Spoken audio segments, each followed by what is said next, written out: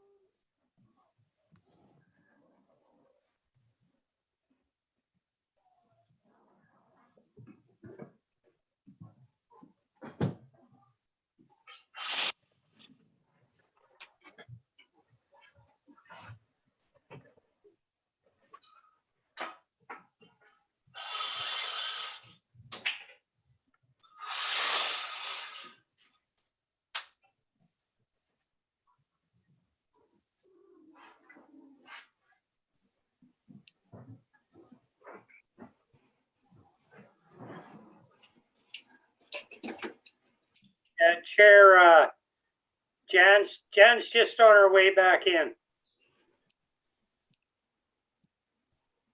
Okay.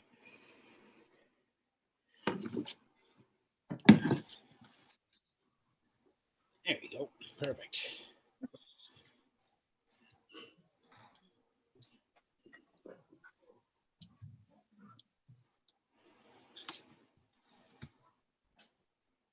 My old computer's frozen from the temperature.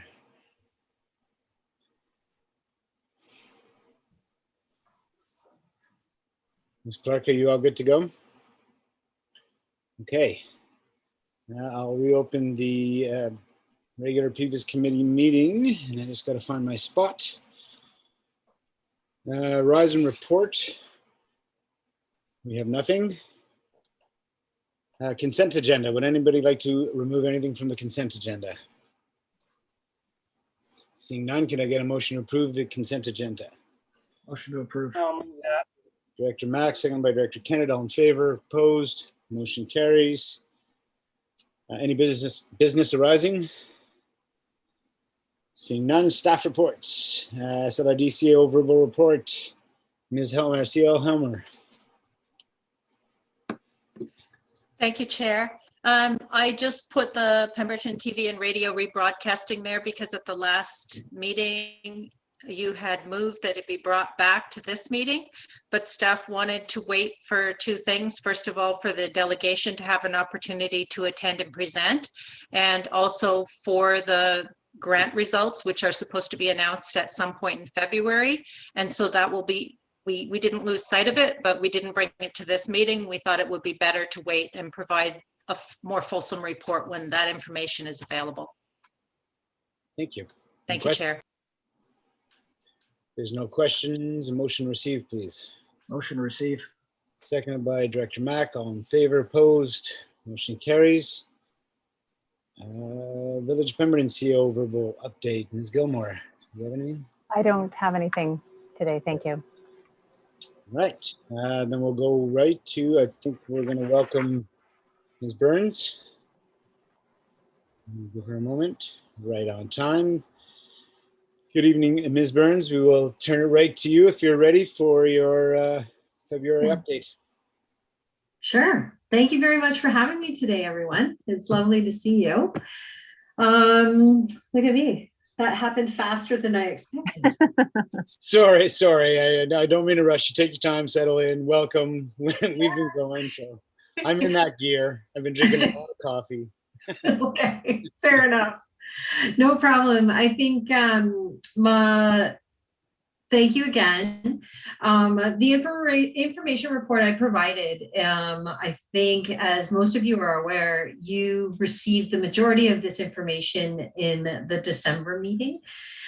So I just wanted to be consistent with how we're presenting our information to VOP Council and to the Pemberton Valley Utility Services Committee as well, just to make sure you knew you're totally current.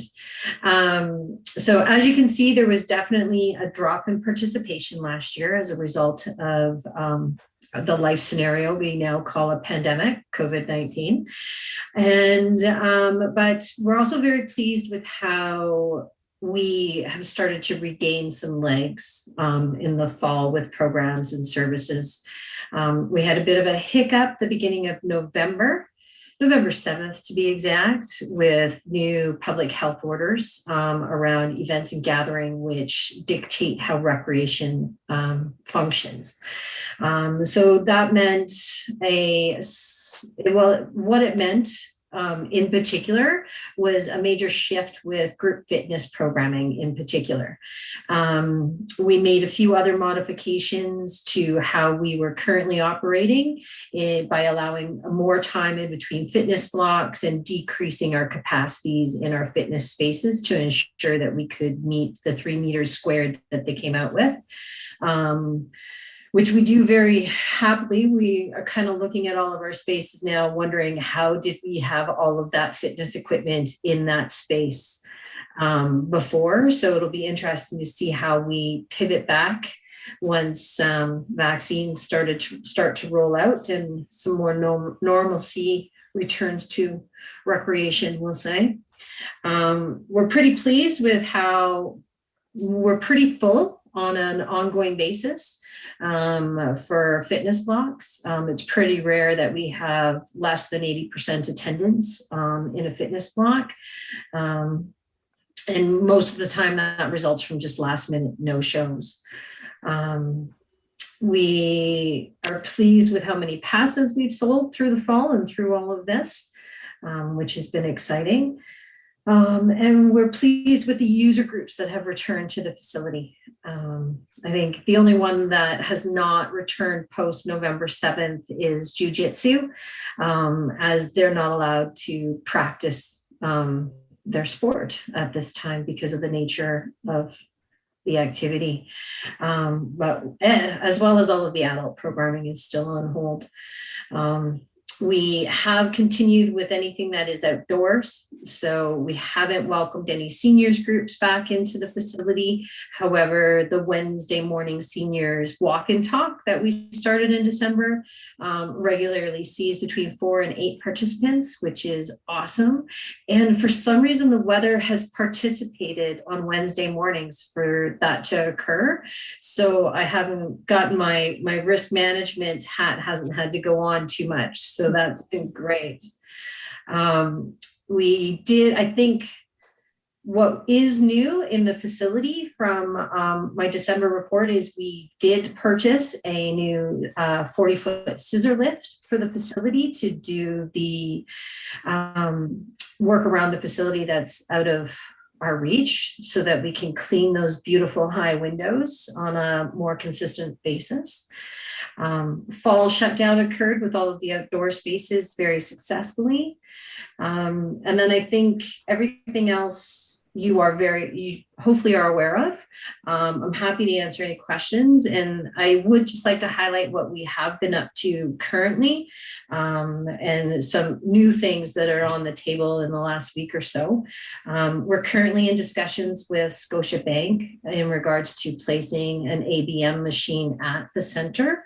With their closure, they have deemed PCC a local, a nice central location, and they'd like to be present there.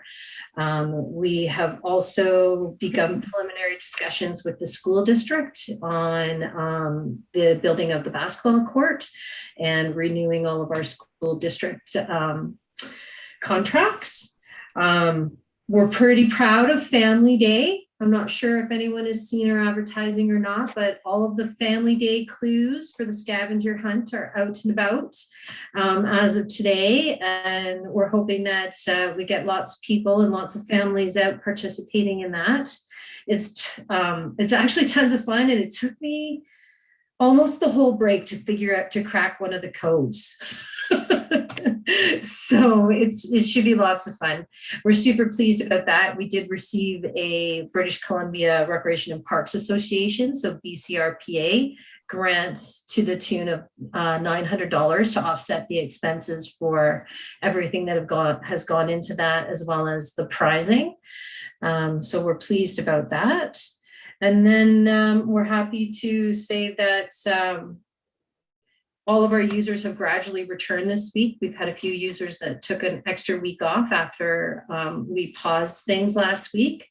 So we will see SD93 returns tomorrow with students. A couple of the teachers were in the facility today. And that's kind of, I guess the only other things everyone should be aware of is I'm just telling you how we closed off all of our field use for the fall, and the requests for this spring, summer are already starting to roll in. So we're getting going on a process for ensuring we're creating some consistency across the board with how we're doing everything. So there you go. If you have any questions, please fire away. Thank you, Ms. Burns. Any questions? Any rec updates? Another one? Go ahead. Just a comment. It sounds like everything's going swimmingly well, all things considered, with the big challenges you have. So good job. Thank you, Janice. Director Mack. Yeah, Chair, I just have to step away for a couple of minutes. I'll be right back. Okay. Carry on. We're going to carry on. Chair Richmond, Go ahead, Director Zant. just a big thank you to Ms. Burns and your staff. The work you're doing at the community center is fantastic, so thank you. I know our group really appreciates being back in there, even at a distance. It's huge for us, and it's a huge help for me as well, just to get outside or get into a different space and be able to do something. So thank you. Our pleasure. Our pleasure. Yeah, and yet another another bomb, another pivot for you over the last couple of weeks here. And once again, Yeah. way to adapt, and just think you're going to be a really good dancer after all this. I think so. I'm happy to be on the front end of everything though. I think we've made some tough decisions, but we're on the front end. So we're feeling good about that. Continue to pass on our appreciation to staff, please. I will, certainly. You're going to stick around, I imagine, for the rec Yes. budget next, so we can invite in Ms. Martin and as soon as LaFrance.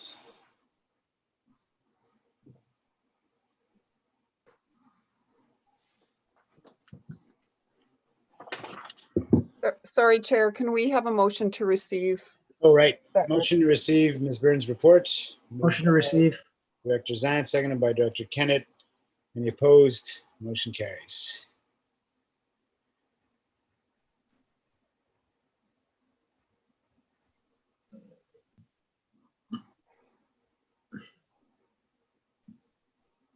Is Ms. Martin joining us? Looks like she's There I yeah. am. There she is. Just Okay. no video.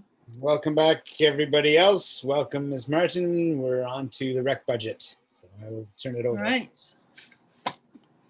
Just getting a couple things prepped there. All right, so good afternoon to your long day to the committee.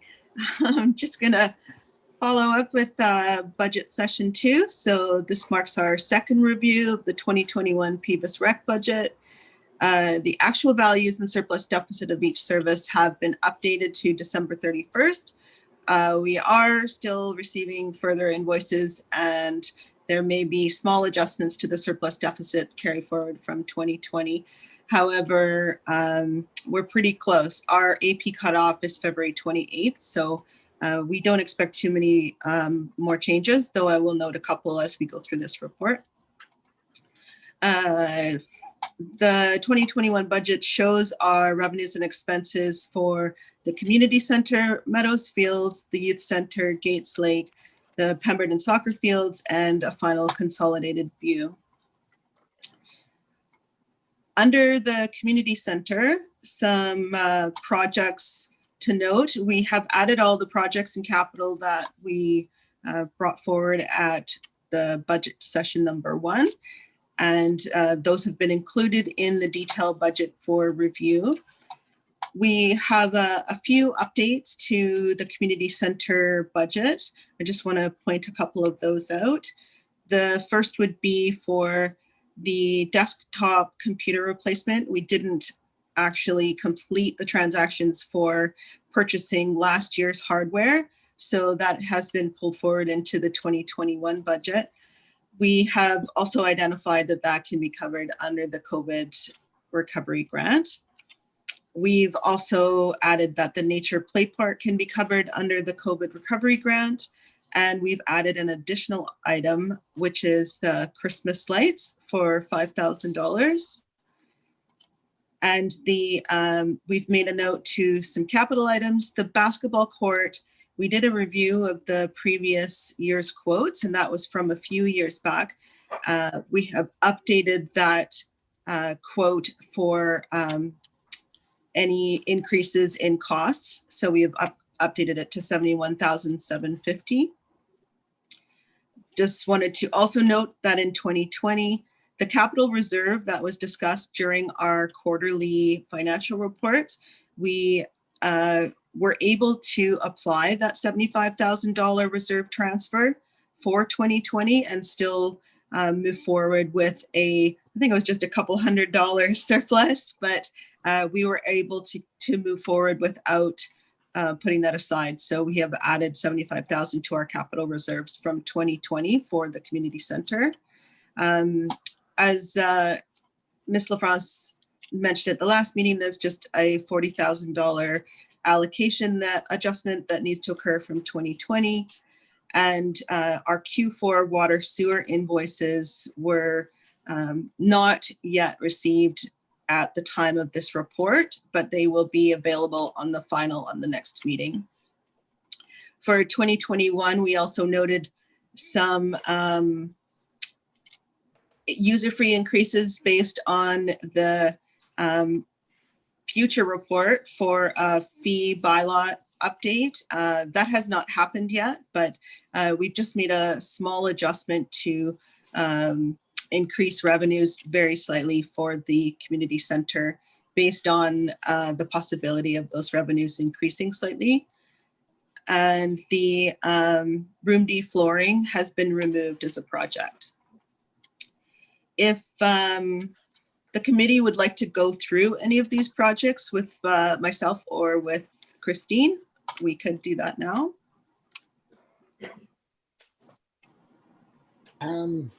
So first of all, open it to the committee. Any questions on these projects at this point? So I might have a question myself, but I think maybe I'll just wait till you take us right through to the end of the budget.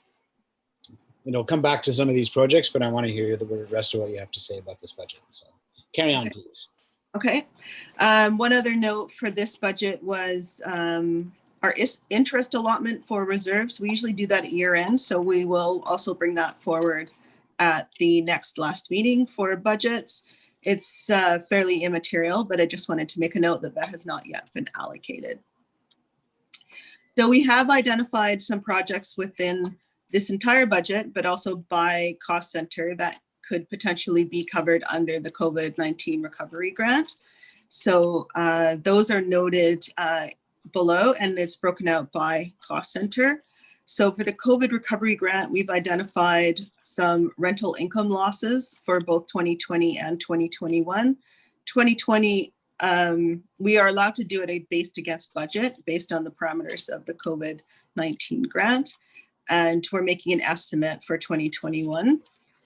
We've also identified some recreation and computer upgrades, so the play park shade and the computer upgrades, and various parts and supplies for equipment like masks and gloves and bleach and cleaning supplies.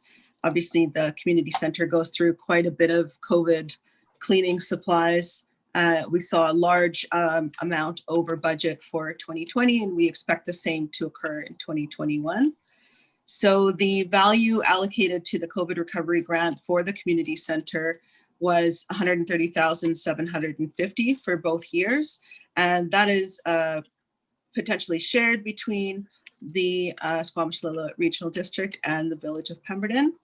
We based this allocation on 49% and 51%, but Ms. LaFrance forwarded me information that was rounded to 2 decimal points. So there might be a small change to that. I think she had 49.5% or 51.5%. So between us, we will ensure that the value is correct, but that is an approximate value of share between the village and the SLRD. So if there's any other questions about the community center, I could move on to the remaining cost centers. Any questions so far? Okay, Nope. Go ahead. Okay. So moving forward into the Meadows Fields, the project that was identified to pull into the budget from the meeting, the first budget meeting, was the sports field vandalism repair. And we had a follow-up note in regards to the water, and I had a response from Ms. LaFrance, and she said that that allocation will occur on the SLRD financials, so we can remove those from our financial statements. And then with the youth center, following up with the projects that were identified at the last meeting, the silent disco, the seniors outreach, and the capital for the HVAC replacement for the youth center. This was a project that was identified in 2020, but not completed, and it has been carried forward as a potential project for 2021. Again, in the youth center, the water sewer invoice was not noted at the time of this report, but will be noted in the next report. And we also had a note about the insurance allocation. That was a carry forward from our transition, and we weren't sure what that was for, but we have since communicated with Ms. LaFrance, and that is an SLRD expense and will be carried on their financials. So we will be taking that off of our financial report. If we wanted to also review the HVAC replacement in the youth center, we had very slightly discussed the possibility of using capital to pay for that rather than tax requisition. So there is capital available to utilize for the HVAC replacement of the youth center should the committee direct that. There was also some COVID recovery identified for the youth center cost center, which was a small amount of rental income loss. Obviously, we didn't do any rentals in the youth center for 2020. And then we have reduced the potential for rentals in 2021. We did overall in this budget do a 25% reduction in revenues, potential revenues for 2021. Mostly, it's unknown at this time how long the pandemic will affect the community center, whether it's going to be the first quarter, second quarter, etc. We're seeing some revenues at this time, but we're also seeing that the first quarter and second quarter will most likely be affected in terms of earnings for 2021. So again, this is split between the SLRD and the village to utilize the COVID-19 recovery grant revenue. Following to Gates Lake, we have included the projects identified at the last meeting, which was an arborist to remove any troublesome trees. And then the Pemberton fields, we had capital equipment that we carried forward in the budget, which was the soccer field nets. And we did just carry that forward as surplus, and the requisition for the soccer field in 2021 reflects this. The COVID recovery grant considerations have a total value of $132,807, and that is for rental loss, recreational shade, computer upgrades, and parts and supplies. And that is the final estimate for the COVID recovery grant for recreation. And that's all of the departments. Did we have any questions about any of these projects or any additions that you would like me to add into the budget for the next meeting? Go ahead, Mr. Frost. Sorry, I just had a question about the COVID recovery. When you look at the amounts under the rec center, you have under 2021 for rental income loss, 37,870, but I don't think that got carried forward into the totals below. Oh yeah, you're right. Thank you for And that. I think the total consolidated one is missing just that amount too. Okay, I will update that. Thank you for catching that. I did add the totals into the SLRD budget, so the management amount in the SLRD budget should still be reflective of that additional grant. Thank you. Any questions so far? So far, okay. Carry on.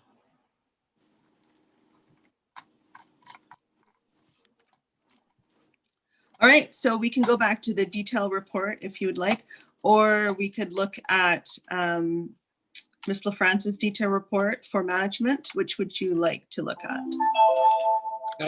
What do you mean the detailed report? Like to get into the actual? To get into the Yeah. appendix, or we Yeah. could go over capital and projects, or we could discuss the capital allocation of the HVAC, or Well, again, the capital projects that are on my mind are kind of related to where we end up when we start talking about the bottom line here on the actual appendixes. So I'm happy to wait to the end and then circle back if we need to, unless the committee has any particular comments on some of the projects mentioned so far.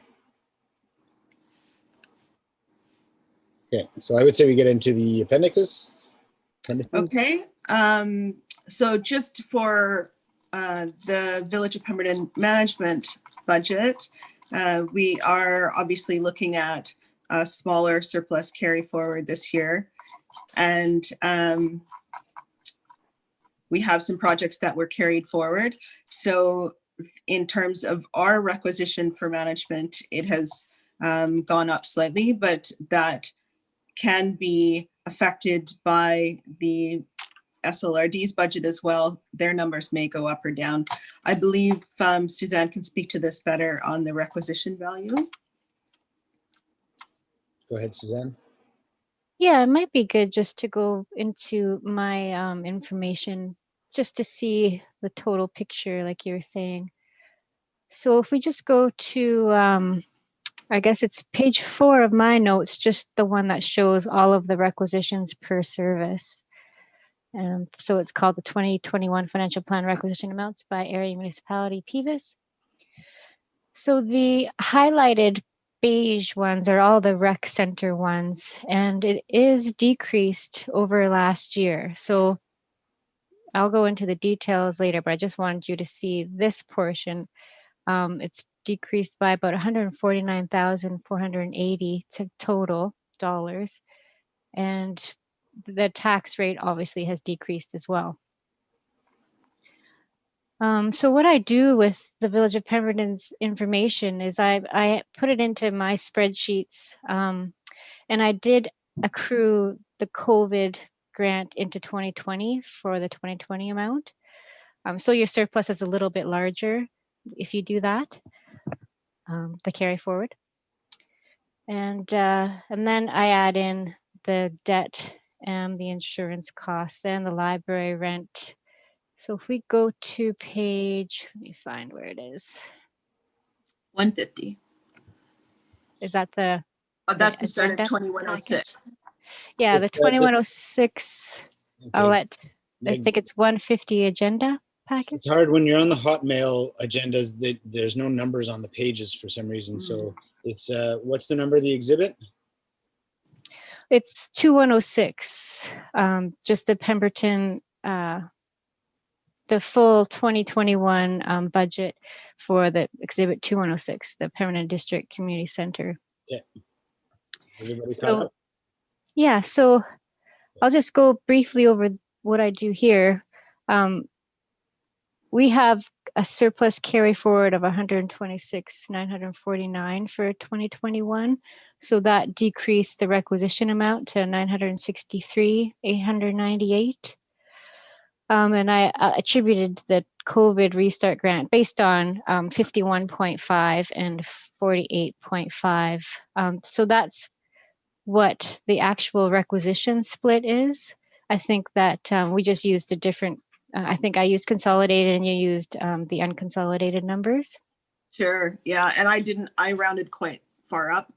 I think you rounded to 2 more decimals. So yeah, we it's can 48.5 for the VOP, and then 51.5 was the Area C. So I accrued those restart grants amounts for the SLRD in here, which was, it's under 43,000 transfers from other service, because I take that from general government. That's where our COVID restart grants are. And it's 37,243 and 26 cents for 2020 and $30,093 for 2021.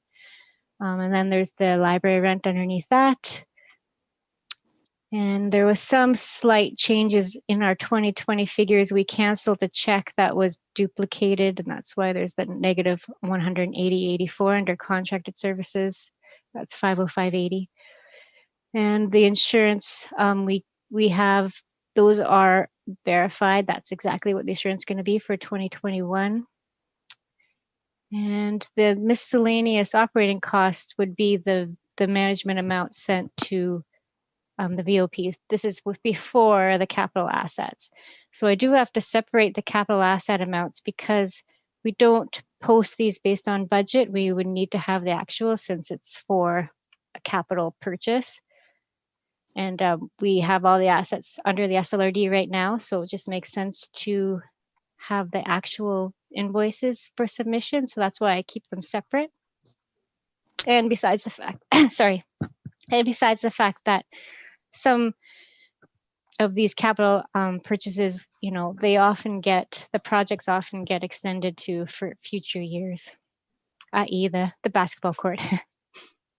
And then underneath that is the principal and interest charges for both issues, the MFA issues.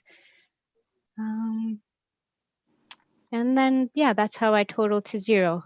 is there any questions on how I develop those numbers? Questions? Nope. Okay, so if you want, we can just continue on for the rest of them. I can go to the Meadows Field next. It'll be quicker because it's a small service. So for the Meadows Fields, there is no capital. So everything that the Village of Pemberton has requested is shown under miscellaneous operating costs. So under Exhibit 2106B, Pemberton Meadows Fields, the line item 50610 miscellaneous operating cost is what is sent to the village for management. And underneath that is the utilities and water sewer charge that was mentioned is an internal transfer from Pemberton North Water. So that's why it's done by us. If we can go to the youth center 2106 to the main detailed 2021 budget again.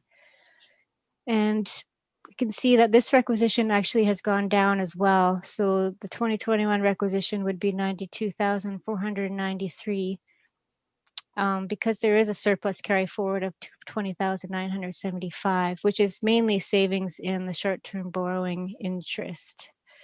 Because let me just double check. Sorry, that's for the 2020. That's the details for the 2020 amount. The 20,000 amount would be the carry forward of the. It's the HVAC, I think. It's HVAC. Sorry, Yeah. yes, that's exactly. So there will be actually a small adjustment for this.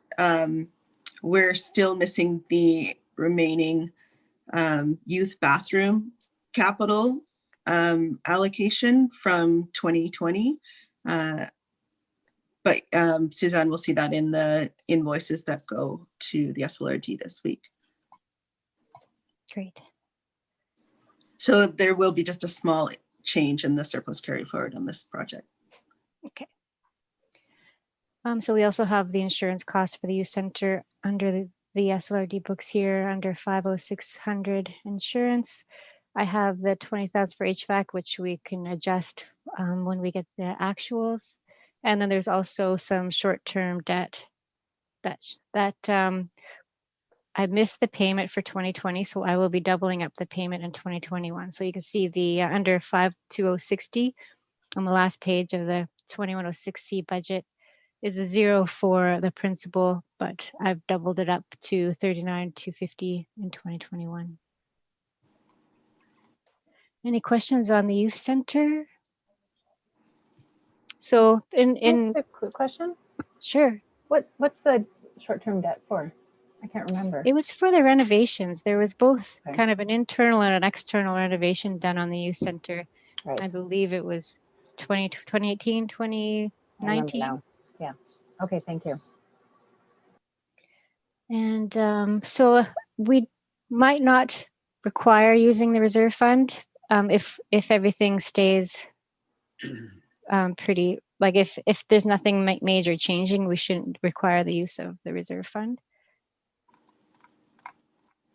Because there's value in the tax requisition for it. Yeah, because the requisition is going down already. And you typically don't want to have too many bumps in the road, but because this requisition is all of Area C for SLRD anyway, I don't know what the tax bills look like for the VOP, but they are just listed as all of Area C and they don't separate any services. So it's not that clear when the constituents look at the SLRD constituents look at their tax bill because it's all lumped into one number. Ours is one number for all services from the SLRD shared another one. Yeah. So it's similar with ours too. Mm-hmm. And I don't have any control over that, unfortunately. It's done by the province. So we'll go to the Gates Lake Park 2106E exhibit, and it's just the requisition has gone up for this one, but it's similar to 2019's. And it's just the management amount is under 50610 miscellaneous operating. There's some insurance. there's some time allocation because the UES was working on the potable water project. So I just carried that forward, assuming that they would still be a part of that.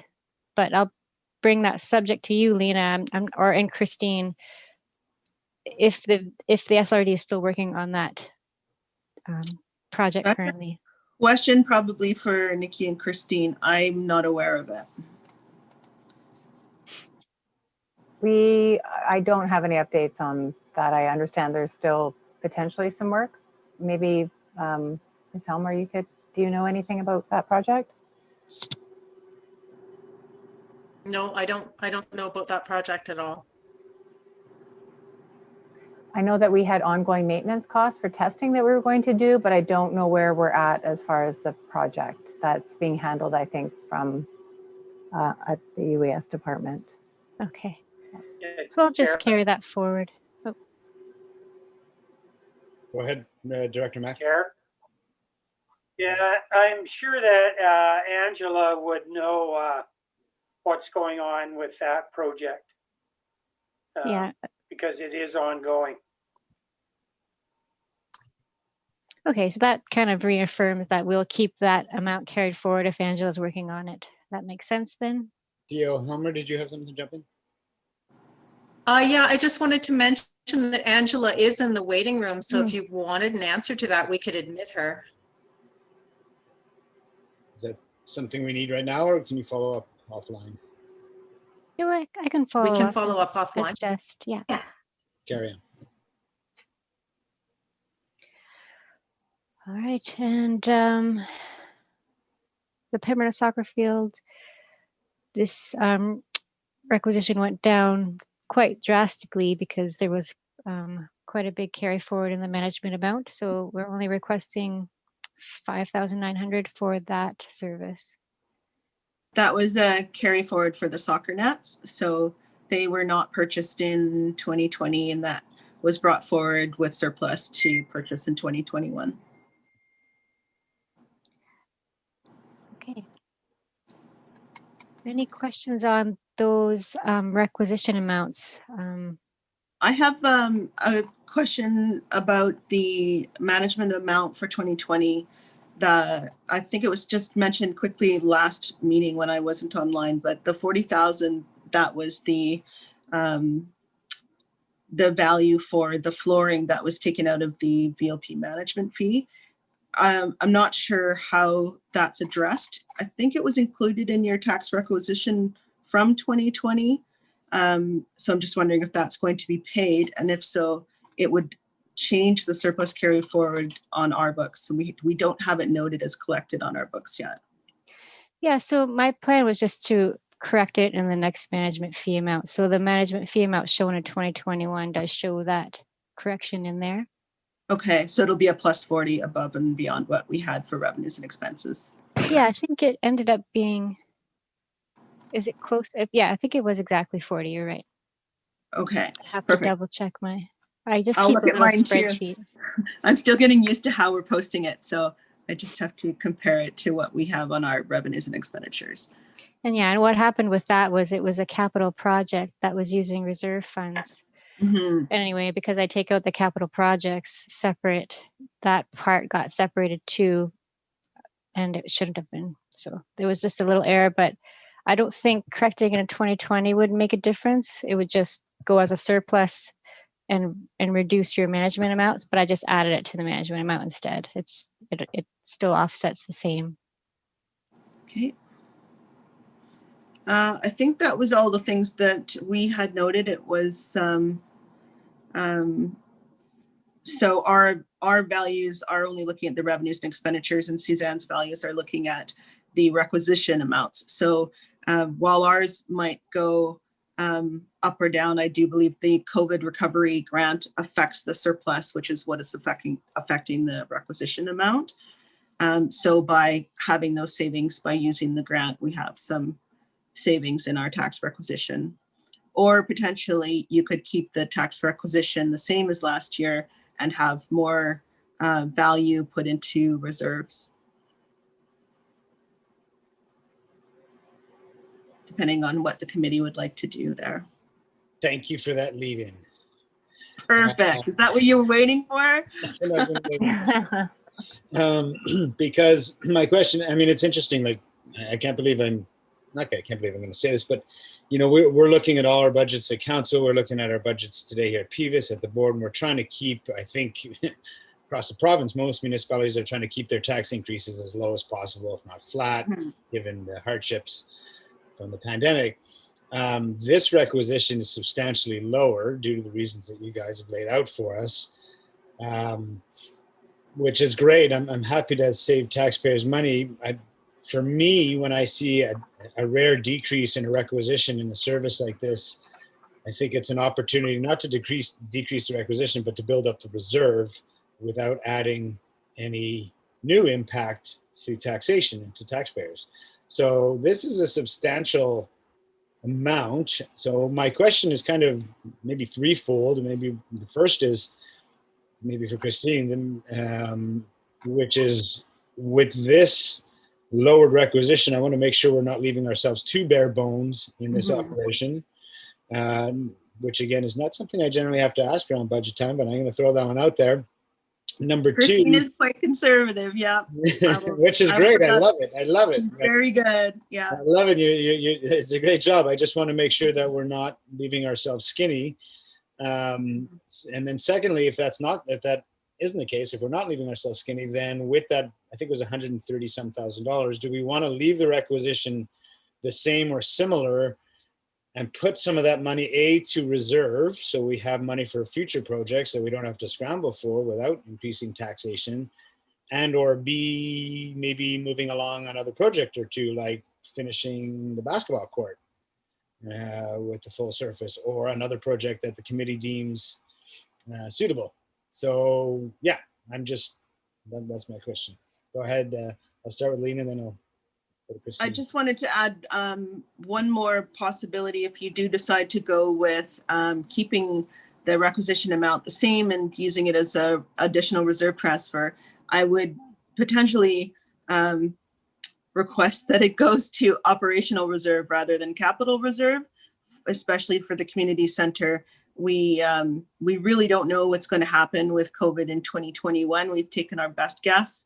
We're in a hope for the best kind of budget. So I don't think, if we have it to operational reserve, then potentially we have some money there to save us if we don't get those revenues that we are hoping for, or if the community center is repeatedly shut down for different outbreaks and we're unable to make our year-end budget. It would be nice to have a little bit extra to accommodate that. We do have the COVID recovery as well to make up any rentals, but that's not to say that there will be any left at the end of the year, especially since we're sharing services, and the SLRD has a limited amount to share amongst all their services. So just a little bit of extra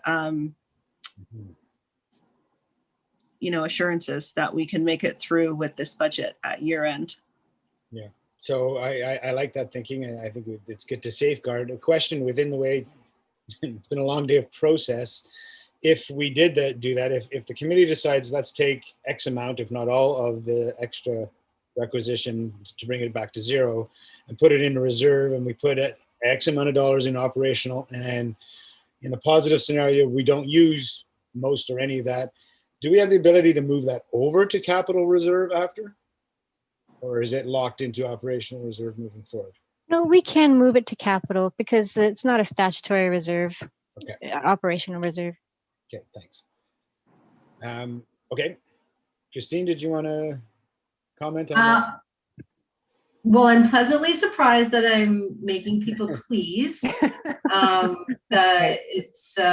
I worked very diligently with Lena, and operational budgets are my specialty for sure. And keeping them lean is something that I know I've always been capable of doing. So we are running very lean right now, in the sense that the full-time staff are covering, the schedule has us covering 100% of the operational need in the facility. I don't suspect that that's going to change in the next say 6 months. I'm hopeful that we go back to a more similar or something that people are used to in the fall. That's a little bit more, not everybody's working opens and closes all the time. I've definitely rocked some boats for sure with staff, but everybody's coming around really nicely to supporting the team and the community. We do have a few projects that I think are community benefits for sure. And we've got everything pretty much ready, like shovel ready to a certain extent. And that was, just continuation of the nature play space, as well as an expansion to the spray park and the basketball court are all things that are on our plate right now, that we're also looking for other granting opportunities to pursue. But I do appreciate the need to be conservative and thoughtful in the process. So agree with making sure we have enough to offset any unforeseen expenses as the year rolls on. But I'm open to following the board's decision-making process and trying to make everyone happy. That's not gonna happen. Great, and trust me, we appreciate you keeping it lean. That's where we want to go. Go ahead, Ms. Gilmore. So just because you mentioned it, I thought I would give you some numbers. You mentioned the basketball court, and just so everyone knows, the small adjustment we made into the 71,000 that's included in the capital, that gets us to the full-size court, as we've discussed, with fencing, with asphalt surface. So to get to the next level, it's about an additional $30,000. And remind me what's actually in the budget right now? Like we 71,000. We have the full 71. We We can do the full-size court, and so, but we don't. It was about 25,762 when we had originally got the quote. So I would look at maybe if that is something a little buffer. So that's why I said 30,000 for the additional surface. And so that's one of the things we were looking to other hopeful grant opportunities for as well, right? So again, then my question is to the committee now. We can lower our requisition, which is great to give it a tax break. We can keep it the same and put it towards reserves. We could cut the difference somewhere, and as well, we could either put it towards certain projects and or reserve. So thoughts from the committee? Go ahead, Director Kennett. I just think it's a good job, you guys. I mean, wow. Yeah, I think it's prudent to be careful this year, but I'm so happy about the basketball court and that's moving forward. And I think, something like that is a real shot in the arm for the whole community that can use, and I think it'll be of benefit. Of course, I know it's not happening right away, but it seems closer than ever. So I'm really stoked about that, and thanks for that. You guys, for all of your hard sharpening the pencils and all.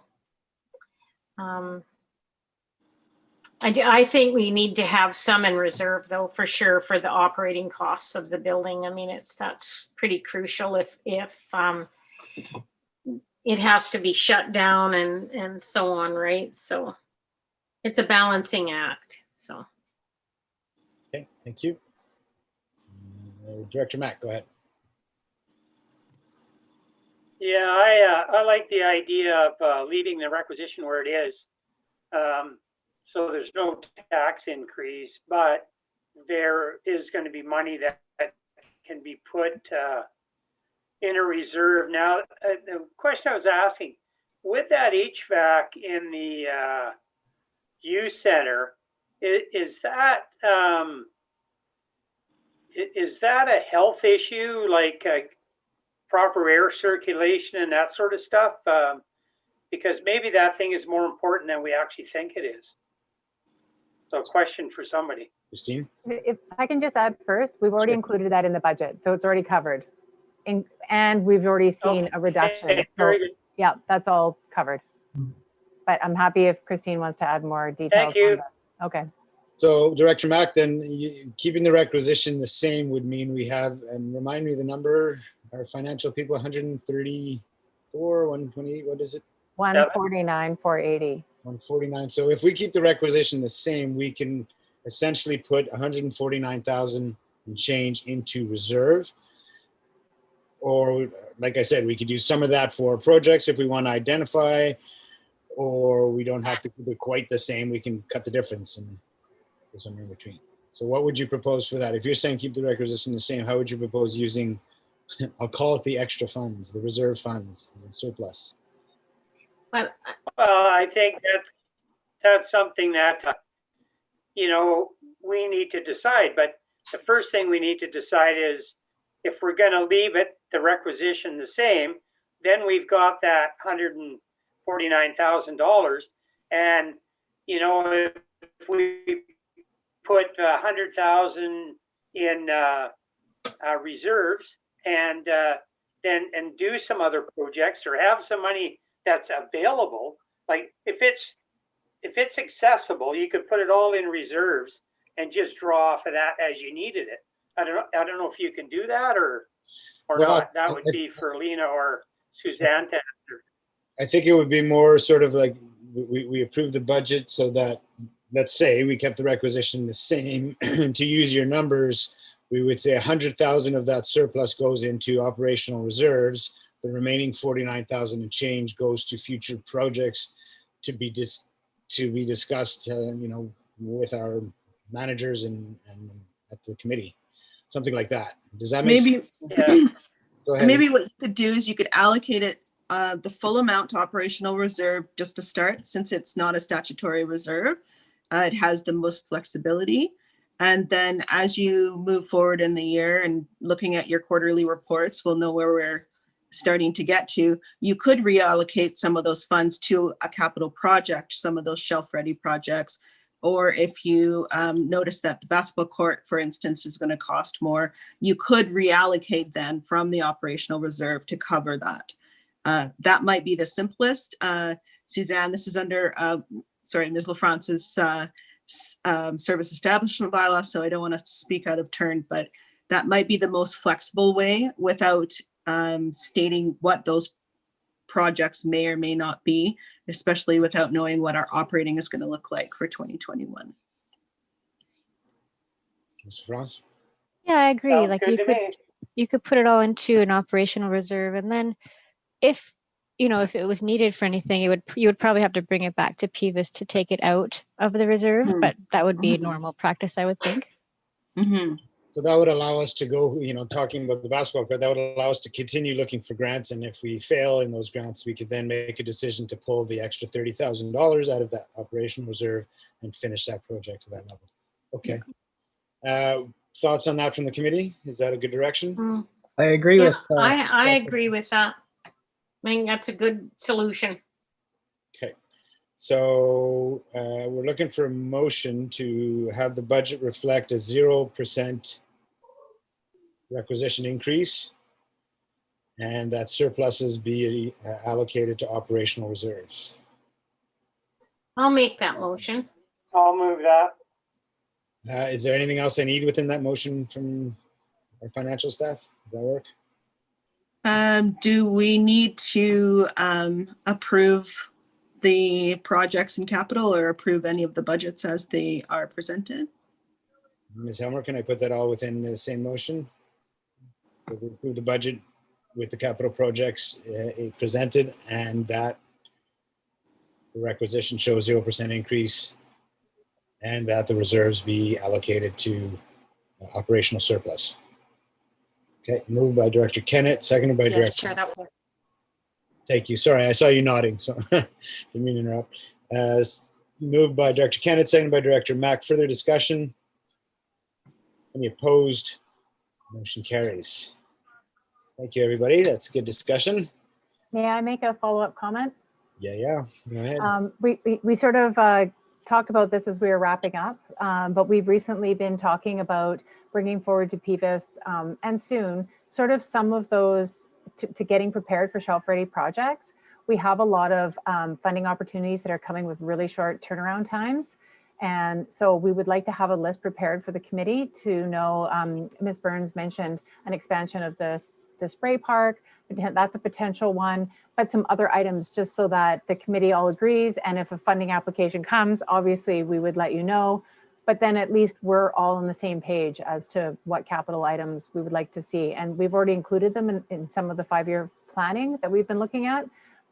But is that something that the committee would support and we can proceed with? Any thoughts on that? The idea is Well, to if Nikki, if that makes it easier for the planning stages, I don't see any problem with that at all. I think it kind of sort of keeps everybody in the loop. And okay. So maybe let's get a motion to have recreation staff bring forward a list of potential projects that could be prepared for, well, a list of, could be prepared for future grant applications. Great. Yeah, I'll make that motion. Second. Director Max, seconded by Director Zant. Further discussion? Any opposed? Motion carries. Okay. Thank you, Ms. Burns. I think you can go have dinner now. Do we want to look at the 5-year financial plan or just move that forward? I'm a little concerned. I mean, do we have, I don't know how it works at the regional district. Do we have meeting time limitations? I know we do at the village. We're going to be going on, I guess it's only 5 hours soon. We could look at them at the next meeting. It was most of the 5-year financial plan is CPI and then allocations for future capital improvements or future maintenance on capital that we have. So we could go through that at the next meeting. Obviously, the values that are there are estimates, and we would look at those closely in the year that they are requested. Okay, I would suggest we move that to the next meeting just because we have a number of other budgets to get through here, as well as more items. That's okay with everybody? Okay, did I see a hand? Oh, that was a goodbye. See you. Good night, Ms. Burns. Thank you. Where does that take us now? Just take us to the rest of our budget. So, Ms. Martin, you're going to be leaving us, or are you sticking around? I can listen, and you can call on me if you need me. Sounds great. Thank you. Okay, sorry, I just got to get back to my budget. Go ahead, Mr. France. Kristen, did you have something? Thank you. So the last two resolutions, I have them under 9.5. And if that's if that's acceptable, then I would just like a motion to receive 9.4, which was Ms. Martin's recreation service budget report. But, sorry, may I make a point?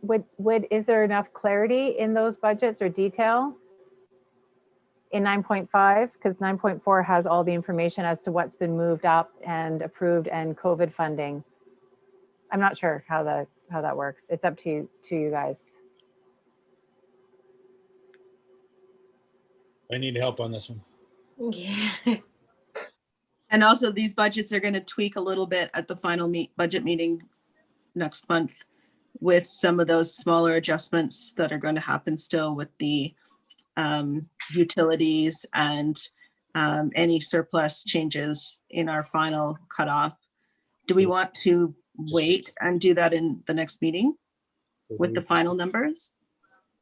So We've already passed the motion, right? Well, that motion was for 9.5. I think Kristen's asking about 9.4. Yes. So could we just receive it? Ms. Yeah. Helmer, you see nodding? Motion to receive. Yes, I think that would be adequate, Chair, from our perspective anyway. Thank you. Moved by Director Zant, seconded by Director Mack. Any opposed? Motion carries. All right, thanks for that. Moving on, Mr. France. All right. So 1702 exhibit Pemberton Fire Rescue. It hasn't changed. I just made a note that it is increasing by the CPI of 0.8%. And the Fire Service Committee haven't met yet. I will try to arrange a meeting sometime soon. My next 2 weeks are going to be pretty busy, but maybe the beginning of March. It's a little bit late in the game, but I'll have to try to arrange a time for the Fire Services Committee to meet. I'm happy to try to coordinate that on our end. If you would prefer, I know you're busy, and just include everyone in on that. Sure, that'd be great. Thanks. All right, and 1705, the Pemberton Search and Rescue. They didn't request an increase this year. They did come as a delegation to explain their services. So if the committee would like to, maybe we can actually approve 1702 and 1705 as well, if there are no questions on those. Yeah, I'll move both of those. Second. Further discussion? Any opposed? Motion carries. So in that case, I won't bring them back for the March meeting. We can just, it'll still be in the consolidated view, but I won't bring the actual individual budgets back. Okay. And so the next budget would be the Pemberton Refuse Grounds. So this budget just changed slightly just based on actuals, and it shows a 4% increase currently of $9,402 to a total of $243,503. It includes the new site construction, which is still at the beginning stages. So there is potential that this full borrowing, it wouldn't be needed. We haven't borrowed for everything yet. We just borrowed for the first loan authorization bylaw so far. So there's potential that there wouldn't be as many debt issue costs or fixed asset costs for this project, but that's still, for now, everything is budgeted as full cost. And we still have enough to transfer to reserve. I have 20,000 transferred to reserve and 20,000 transferred to operational reserve. So sorry, 20,000 to capital and 20,000 to operational as well. Was there any questions on the permanent refuse budget? Any questions? Nope. So everybody's good with that? I'll move that. Second. Any opposed? Motion carries. All right. And so the next budget would be the Pemberton TV and radio budget. They did come as a delegation. There's some confusion over this service in that it just kind of got thrown into a whirlwind when Jerry was sick and then Jerry left, and having somebody come in new and trying to figure it all out is definitely not an easy task. So this current budget shows a decrease in the requisition, mainly because there was a surplus carry forward, and I forwarded all of the operational reserve into this budget, as there was some concern whether it would continue on, just because there's always been discussions of what the future of the service will look like. So if the committee wants to adjust this requisition, we could maybe increase it to flatten it. I'm not sure what the appetite is for this service. There was mention from Richard Doucette that most of the satellite fees are for both TV and radio, and so that wouldn't change. But so there is still a TSN fee, which I incorrectly said 500 a month, 600 a month, but it's actually 600 a quarter. And so it's about $2,500 for the TSN fees annually. So there is potential to decrease the budget if the TV portion was removed. They just purchased some anti-climbing devices for the TV site on Harrow Road. It was a very minor amount, though. It was under $1,700 for these anti-climbing devices to be installed, and it was a requirement for safety measures for the broadcasting from Canada Broadcasting. Chair? Go ahead. Yeah, after the discussion with Richard, he brought up some really good points of how important this service can potentially be. So, I'm thinking that this year we should leave the budget alone and do some more, investigating with say, Richard or whoever, and find out exactly how valuable this is. He seemed to think it was very valuable, and he's looking at it from a very practical point of view. So Mhm. I know that fiber optics line, we often talked about that. If that thing goes out, and it has, everything shuts down. So that's something we need to take into consideration. Thank you. Thank you. Any other comments? Sure. Go ahead, Director Zant. I agree with Director Mack. I feel that we should hold this where it is and see where their grant comes in. So, but I agree with pretty much everything Director Mack said. I think in these times, some kind of emergency system is going to need to be in place, and I feel that this can Mhm. fulfill that requirement. So, Okay. Dr. Kennett?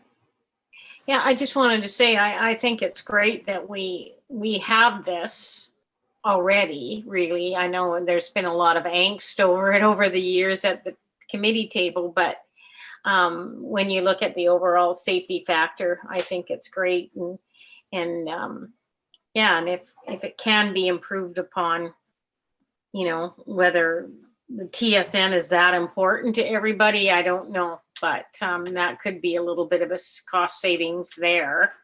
But to keep it as it is, I think is important for the safety. Thank you. So yeah, I would agree with most of those comments. I think, the safety factor is important. I would like to explore a little bit further for next year's budget, maybe to see, we're talking about TSN, $600 a quarter.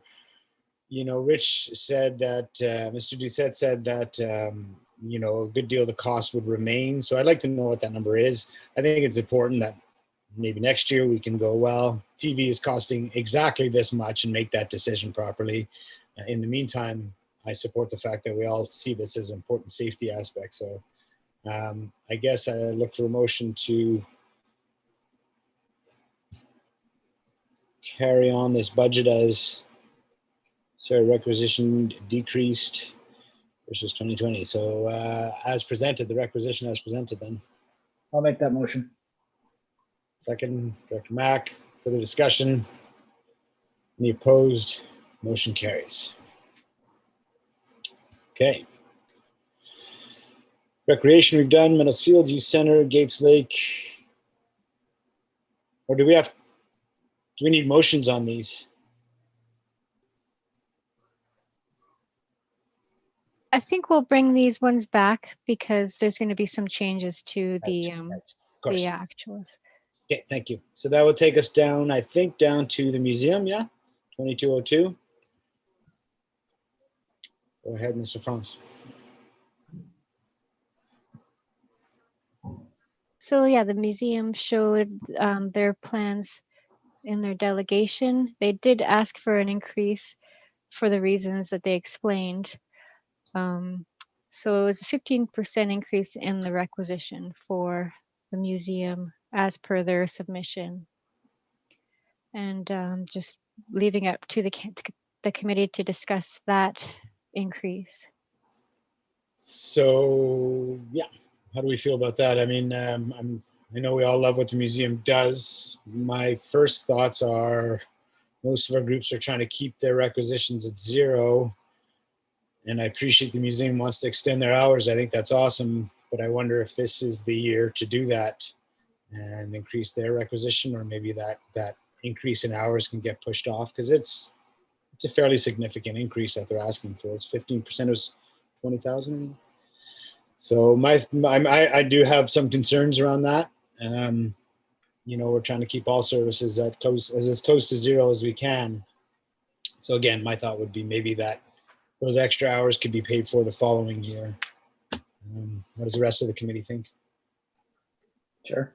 Director Mack, and then Director Zant, and then Director Kennett.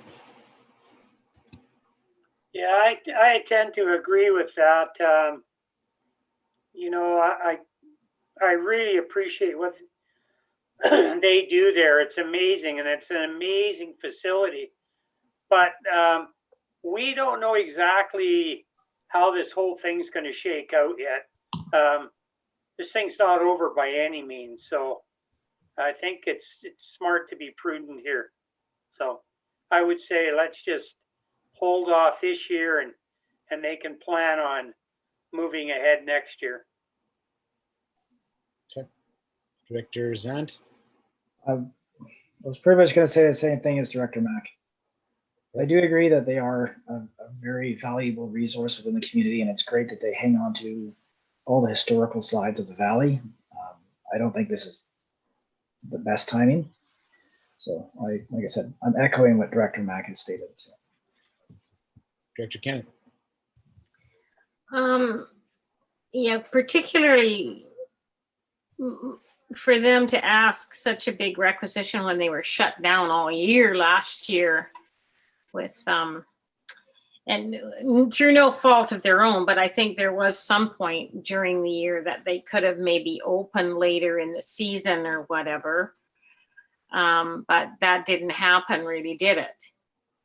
It's my understanding it wasn't open at all, right? So I think to come in with a 15% increase, you know, I don't mind giving them a little bit more, like for their computer upgrade or what, you know, the different things that they mentioned, which I think having the ability to be on Zoom and do informational studies and so on online is going to become more and more important. So, you know, maybe we can give them a little bit, but not the full ask. Okay. I'm just trying to bring up the cost center here.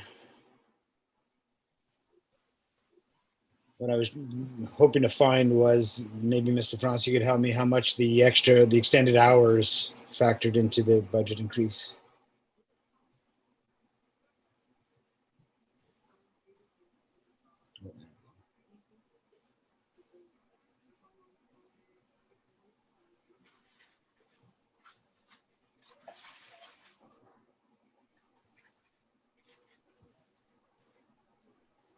So it's just shy of a $20,000 increase. 19.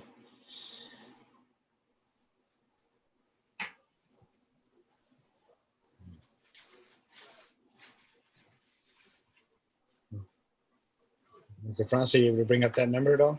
Oh, sorry. I think I was on mute. Oh, It was 17,000 for their salaries increase that they requested. And they also requested 8,000 for just a capital for Right. their computers, I believe. So again, the requisition increase was about 19,000, if I'm reading that right. Mhm. Would we like to suggest that they go back and keep their requisition at 0, and that allows about $2,000? That would allow for a total of $10,000 between the capital and $2,000 towards extra staff, if I did that math right. In other words, they have 8%. They're asking for 19,000 more. Included in that is $27,000 of staff and $25,000 in staff and capital expenses. If we keep the requisition at 0, that means there is a total of $6,000 for those capital investments. Did I do that right, Suzanne? Yeah, the salary increase, I have 17,156. Okay, and capital at 8. Yeah, capital remains the same as the request from last year. Yeah. So I would suggest we leave the capital the same and keep the requisite, or not suggest. Would we like to keep the capital the same and leave the requisition at 0? Where do you want to go with it? Director Mack, go ahead. Yeah, that sounds good to me. Mm-hmm. Go ahead. I was just thinking, what about just like that, how this requisition thing works? I'm sorry, I'm not very good at this, but how about if they have the $8,000 and that's it? The $8,000 For the capital investment for the computer and that. that's in there. So the 8,000 still in there. The 8,000. I'm gathering from. Oh, I see. Susan that it So in was. other words, allow for a 2,000. Yeah, we're $2,000. You're right. We're $2,000 short on that 8. So increase the requisition by $2,000 to allow for that $8,000 capital expenditure. That's what you're saying, right, Jen? Make sure the 8,000. Yeah, I just thought that would be nice if they wanted that capital expenditure. That I'm for that, but Yeah. I mean, I'm not gonna. It's not a hard. Yeah, that's in there. Yeah, absolutely. Okay, so I think the motion would be to keep the museum requisition at 0. Moved by. And just to be clear, Jan, that keeps the 8,000 in there. Yeah, I understand that. Thanks, so for clarifying that again. Director Mack, second by Director Kennett. Further discussion? Any opposed? Motion carries. And then it's the library budget where they didn't request an increase this year, so it's flat to last year. Move the library budget. I'll move that. Moved by Director Zant, second by Director Mack. All in favor? Opposed? Motion carries. And sorry, it's slightly decreased from last year, but it's only like a couple $100 decreased. Yeah, as presented. So sorry, that was approving the library budget as presented, correct? As presented, yes. Thank you. And then the next budget would be the Arie cemetery budget. So this does have an increase. It's currently close to the maximum. They requested basically the maximum. And when we sent out the budget submission, we only had the revised roll from 2020 available, but with the 2021 completed roll, that maximum requisition was increased slightly. So I gave them the $7,000 maximum available for their project. So they asked for the plaque in the stone pillar and the repair of their device that lowers the caskets. So I have $4,250 for that. They asked for $4,500, but I wasn't able to give them the full amount with that maximum amount. Any questions on that? So, Chair? Go ahead. Yes. So what was their total ask? It was it $35,000? Well, their total ask was basically whatever they could get, but for maintenance they just wanted $2,500, and then they wanted the rest for $4,500. They asked for $4,500 to for the plaque and the device, but I only was allowed to put $4,250. And they said this morning that the idea was that was capital cost, so next year it would be a lot less, right?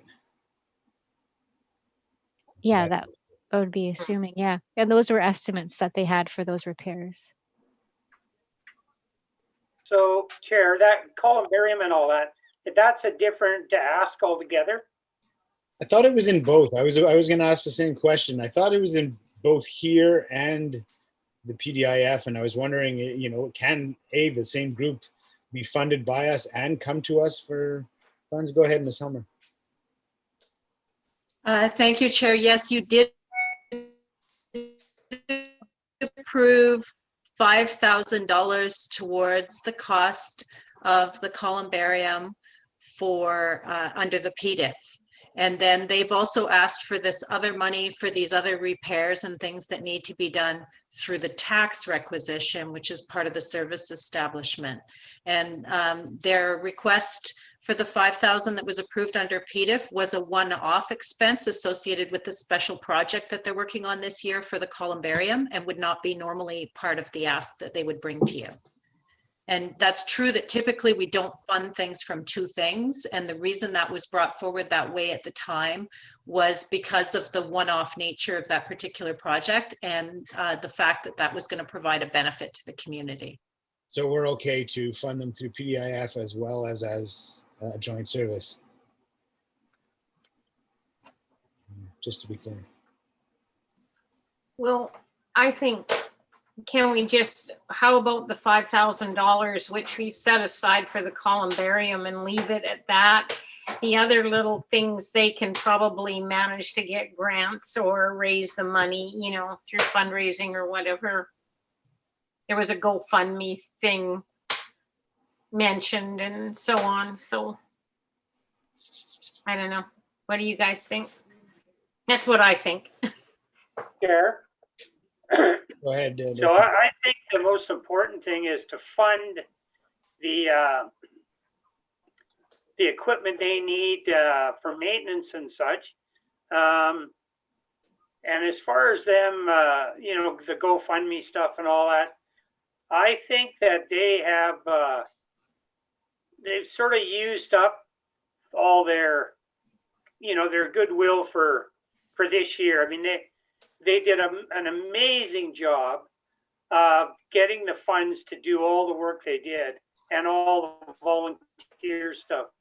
But yeah, I think they raised a lot of money and used a lot of money. So I think maybe they just need to take a breather for a year, get their maintenance stuff all done, and then you know, they can see about raising some money somewhere else. So what you're suggesting is approve the requisition request at this point, is what I'm hearing. Is that the bottom line? Leave the money in there, and as well as what we've talked about with PDIF, that's separate. Is that a motion? Yeah, I'll make that motion. Second. So, just to clarify this, can I just Yeah, go ahead. ask on this? So will this cover their ask up for the columbarium? Will they have the money to buy that? Then whatever they need to put the ashes in and stuff out there? No, but that ask, or the portion of what they've asked us to help fund, is through the PDIF fund. That's the different ask. And then, so they've already made an ask for that through PDIF, and that's not for the full amount. They're going to continue to fundraise for the rest of the balance. Okay. Did I get that right? Some nodding heads there. Okay. Okay, go ahead, Clark. Thanks, Chair. So this motion is to approve the budget as presented, correct? Correct. Okay, thanks. So I'll call the question. All in favor? Opposed? Or any opposed? Motion carries. Okay, we're getting down there. We're on to the PBTA here. Yeah, so the final budget is the Permanent Valley Rec Trails budget. There was just some changes to the 2020 actuals. It was discovered that the BioBlitz that we paid for in 2020 was actually for 2019, and we just received the 2020 bill. So it was 3,000 under code 50670 service site maintenance under SP 69, but now that's up to 6,092. So I had to increase what was needed to balance the projects that I was given. So the projects that we have listed here are just potential projects, and they're under the very second page under 99996 fixed asset, and that was the Clover Road extension, and then the Riverside North project. So the Clover Road, we didn't have enough funding to fully cover that, so I have 7,546 from grants for that, and all of the other project in as grants. Thank you. So Clover Road discussion is further down the agenda. Before anybody jumps on that, is there anything else about this budget that people would like to comment on? Are you happy with what was presented? With regards to the Clover Road discussion, we have a report further down the agenda. Is it okay if we defer this budget until next time so that we could have the ensuing conversation. Does that make sense to staff? Yes. So motion to defer. I'll move that. Do we need an actual motion, or do we just leave it until then, till next? No, bring I it back? don't think you need a motion, but So I asked for a motion. Let's just bring it back to our next budget considerations. And that way we could have the conversation. Which I think takes us to the end of your work with us, doesn't it, Suzanne? yep, So- that's it. Unless Sorry. Go ahead. Thanks, Chair. So we had the first two that dealt with all the rec service budgets, the first two resolutions, but the two PDIF cost centers, did we want to approve those budgets, or did we? I think we may have skipped over those. yeah, we did skip over those. They just haven't changed. It's basically the full funding is shown as being spent. They don't detail the ins and like the different projects. So we could pass those if the committee wants to as well. Sure, there's And then I wouldn't bring them back. because there's no changes forthcoming, right? So, There's no changes. The maximum the requisition stayed the same. So there's the 75 and the 50, and then it's just showing a full spend. somebody like to move both of those? I'll move them both. Director Maxman and by Director Zant, on favor, opposed, motion carries. Okay, Great. so that takes us down to budgets. Thank you very much, Ms. LaFrance, for your work. Much appreciated. Enjoy Thank the rest you. of your evening.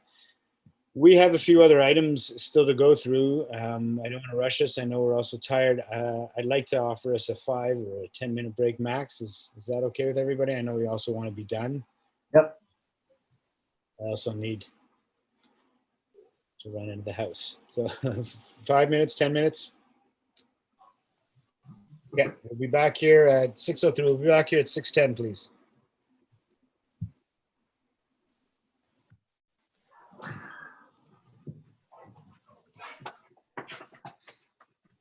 Oh, man.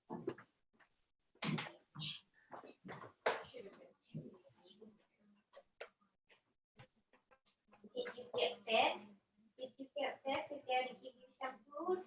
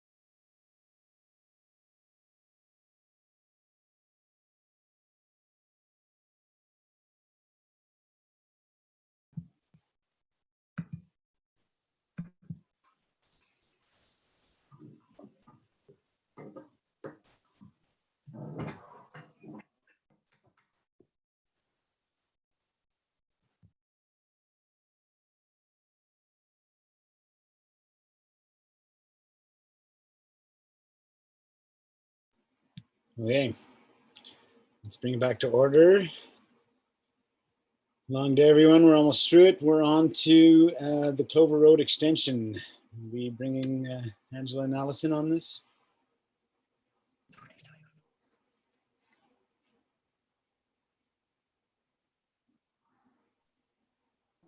Awesome. That's not fair. What are we eating, Allison? I'm hungry. It's just yogurt, not that exciting. No. All right. I'd kill for a bag of chips right now. All right. We're on the Clover Road extension item. I will turn it over to you two. Okay. Thank you. I'll just pull it up here on my screen. So this is just an information report regarding the, the Clover Road trail, which has gone back and forth a few times. Just providing some information to the committee on the project. I can answer any questions. Sure. So, I mean, you know, there's been a few aspects to this trail. What are the impacts, or potential trail? What are the impacts to neighbors? One of the biggest questions is what is the value to the community? There's a beautiful sandbar down there. Do we know for certain through this trail if that would allow access to that sandbar, to that beach for the community? Because it is quite a beautiful asset, Right. Recreation. I'll have to take another look at it to see if the property lines will allow for a trail access right down to the sandbar. That was the intent of the trail. So, yeah, I guess that's where I struggle. Like I say, there's lots to weigh here. There's the cost versus the value, and there's obviously the impact to the neighbors that we have to consider. But I think the first thing is there even access down to that beach area, that sandbar area? Right. And what's the value of it? So what would the committee like to do with it at this point then? Director Mack. Yeah, I would like to see us have Allison, you know, research this out completely, see where the property lines are, see how much land is going to be accreted, and if there is like a highways right of way. So I guess here, I'll just stop a minute. The dike has to be built on top of that highways right of way then. Is that correct? they do meet and cross over a little bit. Yeah. I think the dike was so built. the highway right of way, which is supposedly going to be the trail, does it goes then up and over the dike and down to the river? Yes, although the access to the river there is really steep. Yeah, but that access with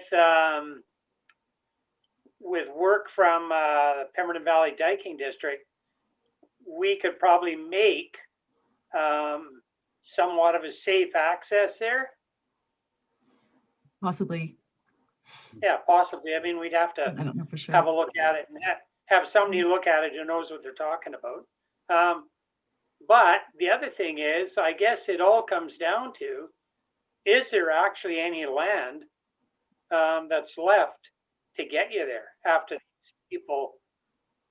Because both sides have accreted the land or applied for it, and they've already been approved. So, well, I think the point is there with what is available to us publicly, is there proper access to, you know, safe proper access to beach and sandbar area, you know, which would be, again, a great recreational area if you could access it safely. So I think that's what's in question. I feel like, well, before we can make a proper decision, we need to know the answer to that question. Right. What would that entail, finding that out? Is that more surveying? Is that just studying the current surveys? Not knowing where the current property lines are right now. I mean, we have the older surveys, but I'm not sure what it's going to look like in 6 months or so. If there are accreted lands there, it's difficult to say. So I'm just wondering, like, if we follow up with I don't know. Yeah, with the Surveyor General, I could try to get more information from the Surveyor General. I don't know if it'll be publicly available yet. That's my only issue. Okay. Well, Chair? go ahead, Director Mack. Yeah, so what I'm thinking is that one of those gravel bars that gets taken out every 2 or 3 years by the Diking District? It is. Yeah. So there could be a period of 2 or 3 years where you have gravel, and then 2 or 3 years where there's nothing there but river. So Until the that- bar builds back up again. So to clarify Director Mack's point or question, Allison, the sandbar area, what I'm calling a potential recreational area, that gets. It does get depleted. They do go in there every couple of years. They actually have a right of way to get through there for gravel removal. I don't think it ever completely disappears. But they do take gravel out of there. Okay.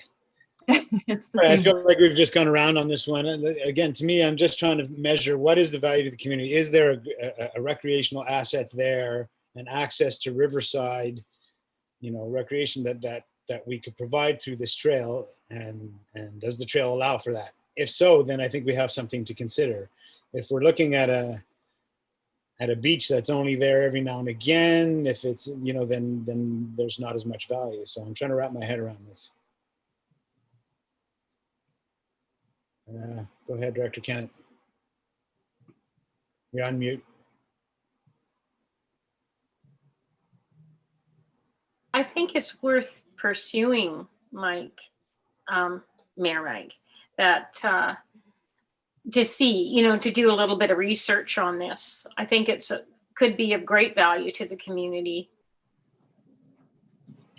Okay. But at the risk of beating this to death, I think we'd like staff to bring back, I think the direction is to have staff bring back information as to whether or not there is decent access to a reasonable sort of recreational area along the riverside there. Is that a fair new direction, or is that more of the same for you, Allison? Is that fair? No, it's different because I think the circumstances have changed since the last time we looked at this. It might take me a little while to get that information as it becomes public, but we can certainly try and get it as soon as possible. Can I see a motion to that effect? I'll move that. Director Kennett, second by Director Mack. All in favor, opposed? Motion carries. Thanks, you guys. Thank you.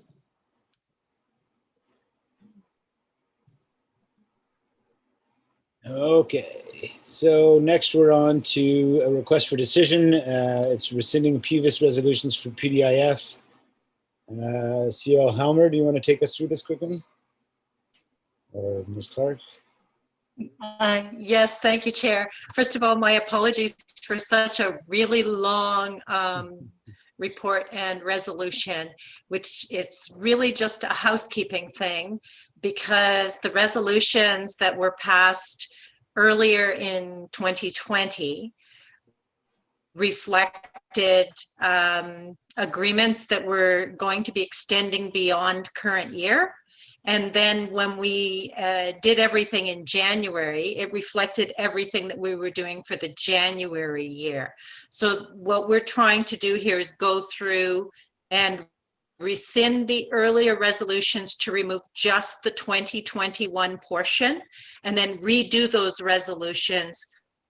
So it's a rescind, redo with the 2021 removed, so that the 2021 resolution is clear and can be applied by the finance department without any concerns for duplication of those funding. And we can do that in one motion. Yes, you can. It's an omnibus motion. Anybody got any questions on that? Moved by Director Mack, seconded by Director Zant. Any discussion? Opposed? Motion carries. Any directors' reports? Seeing none, correspondence for action. We have a request for funding from PSS Outdoor Classroom for the PDIF. Is there anybody that wants to speak to this, or anybody have any thoughts? No, I would move this. Okay, seconder, move the funding request. Second. Director Kennett, any discussion? Or anyone opposed? Motion carries. And the last correspondence for action is regarding Black Meadows Trail. So just when you thought you could have dinner. Go ahead, Director Mack, did you have? Yeah, I talked to Allison about this. I've received some emails from some individuals concerning this area. I've also had some concerns from the property owners. I guess one of the previous owners of one of the properties actually allowed people to go through his property to access this crown land. And he also track set the trails and all that stuff because he enjoyed that. But now the property owner that's there is farming, and they have animals on the property, so they've got fences. So Allison was going to check from what she's seen so far, because some of these folks are saying the fences are not on, they're on public land, but Allison doesn't think they are. So we wanted to confirm that. And because these people are saying the fences have to go. Well, if the fences are on private property, they have every right to be there. So we need to confirm that they are on private property. And then the fire department has tried to get a piece of land there, crown land. And as you remember, we had also applied the regional district for that same piece, kind of overlapping their application. So we withdrew ours to enhance theirs, and then we'll see where that goes. But I think Allison's going to do some research on this and just find out where the fences are first off, and then figure out how to get access. And I know from talking to the people that are right adjacent that they have an issue with people going back there, not now, but in summer, spring, fall, with dirt bikes and whatnot, and having campfires and leaving garbage and that. So in the end, that's going to be somebody's going to have to put an education program out to, if these guys want to go back there and ride their bikes and do that, fine and dandy, but you do it in a respectful manner. So I think Allison just needs to confirm the fence lines, and then we go from there. Ms. Belsham, did you have some info for us on that? Yes, thank you, Chair. Based on the preliminary mapping that we've done in follow-up to the correspondence that we received from the public, it looks as though the fence is on private lands. So with that said, I know there's been access along there for years for cross-country ski trails. Has that always crossed private land, or is it the trail moved? Or is there the ability to connect that trail without going on private land? Then I guess would be the next question. Yeah, I think that's one that we need to explore. I think there is some crown land in there where there may be a possibility to reroute the trail so it remains on crown versus crossing over onto private lands. Okay, so it sounds like we have a few things to deal with. And the first is, I mean, as Director Mack said, if the fence is on private land, then it's in their right to put a fence up. It's in many people's minds that there's always been Crown public access along there, so it sounds like we need to explore that. we're going to be asked to explore it, I'm sure.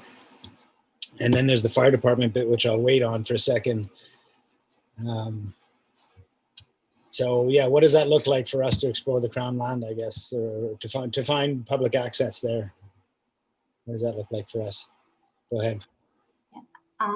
As far as that's just us looking into the mapping and just confirming it for sure, what that looks like. I think the other issue that we need to consider is the parking, which I understand to be historically one of the issues, and what we were looking at in 2020 is where people park if they do come out to access those lands to cross-country ski. And that's what our original tenure was for, that was pulled. Yeah, no, I get that. And I don't think we're going to resolve that right away, because the direction we took on that was to allow the fire department to, to support and allow them to keep their application for that Crown land with an agreement or hope that they would work with recreationalists, that they would be able to have a parking space on that land as well. And I don't know if that was communicated to our letter writers, because that was what our intention was when we rescinded when we pulled back on our Crown tenure application, right? So hopefully we can resolve that through the property that the fire department is applying for. I'm hoping we can resolve that. But in the shorter term, it sounds like we need a motion to explore public access for that trail along there, and to look deeper into the mapping. So, somebody like to make that motion? Yeah, I'll make that motion. Second by Director Kennett. Further discussion? Actually, before we go on, Ms. Belsham, is that enough direction for you to sort of continue along trying to resolve this, or is there more you would look for from the committee on that? That's plenty. We can definitely do a little bit more research and just confirm for sure where those fence lines are, and if there's an opportunity to extend strictly on Crown land. And for the committee's information, we did share with the letter writers the report that went forward to the board in regards to why we weren't pursuing the parking lot tenure. Yeah, okay. So they're aware. Great, thank you. Okay. Any further discussion? Call the question on, or any opposed? Motion carries. Thank you, Ms. Belsham. Now you can go have dinner. Oh, it looks like we almost all can. Decision on late business. Late business, there's none. Any directors notice a motion? A motion to adjourn. Moved by, who wants to adjourn? Director Zant, second by Director Mack. Thanks for a very long day, all of you. Thank you for a very long day, staff.